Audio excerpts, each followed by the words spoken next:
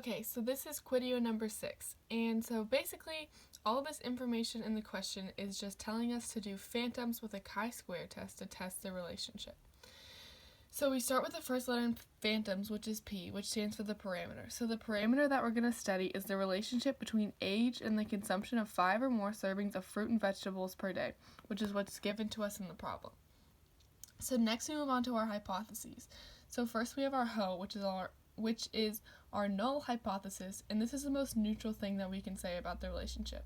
So we say that there is no relationship between age and fruit and vegetable consumption for our HO. And then for our HA, which is our alternative hypothesis, is what we think is true. And so we think that there is a relationship between age and fruit and vegetable consumption. So that's what we have for our HA.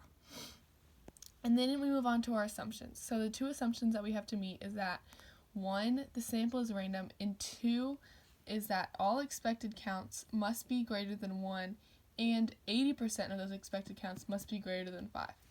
So in order to test our expected counts, we plug this information into our matrix A in our calculator. And then we ran a chi-squared test with matrix A and matrix B. And once we run that, it automatically calculates our expected counts for us based on the information that we plugged in from the data. And so then when we go in our calculator to matrix B, we can see all the expected counts. As you can see here, all of these are greater than 5, so we can check off that we met both of those assumptions. So next we have in, and we're just naming the test. So we're doing a chi-square test to test the relationship. And then next we have to actually do the test. So you have your stuff in all of the matrix in your calculator.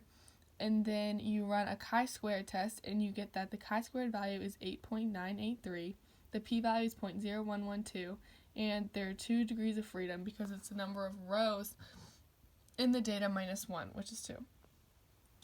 And so next you obtain the p-value, and so our p-value for this is 0.0112. So then we have to make a decision based on our p-value.